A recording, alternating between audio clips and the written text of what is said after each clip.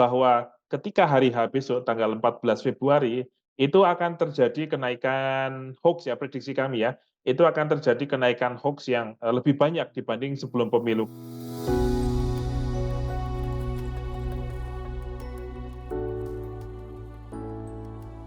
Pemilu 2024 berbeda dari pemilu-pemilu sebelumnya. Kehadiran media sosial di tengah masyarakat yang semakin masif bakal mempengaruhi pilihan dalam Pilpres kali ini. Apalagi, pemilih dalam pemilu 2024 ini akan didominasi oleh Gen Z dan generasi milenial, yakni mereka yang akrab dengan media sosial. Kalau informasi utamanya itu biasanya saya main X, itu saya cukup sering ngebaca tweet-tweet dari masing-masing capres, itu masing-masing pendapatnya berbeda-beda memang. Dan kalau selain X, saya juga di Instagram. Media sosial ibarat pisau bermata dua. Teknologi ini bisa membawa manfaat atau justru sebaliknya, sebab ujaran kebencian dan kampanye bermuatan hoax berpeluang terjadi di ruang digital.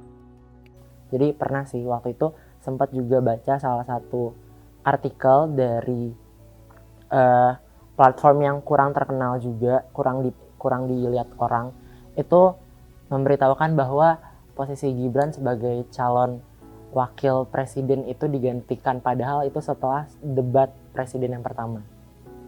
Bevinda dan El Gibor adalah generasi yang tumbuh di masa internet berkembang pesat. Di Pilpres 2024, mereka merupakan pemilih pemula.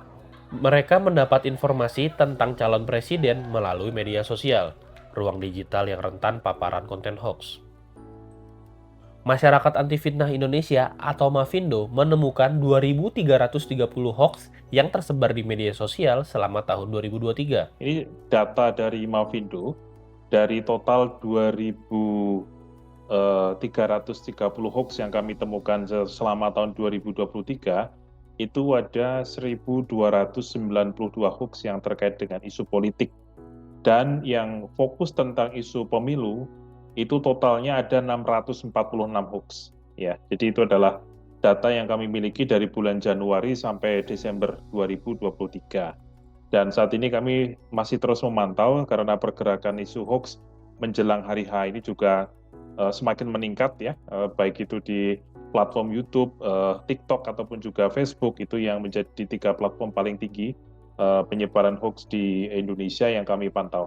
Langkah yang bisa dilakukan untuk mendeteksi apakah suatu informasi valid atau hoax adalah dengan melakukan cek fakta. Bevinda dan El Gibor yang tergabung dalam Organisasi Climate Hub Indonesia atau CHI mengikuti sejumlah pelatihan terkait mendeteksi informasi hoax.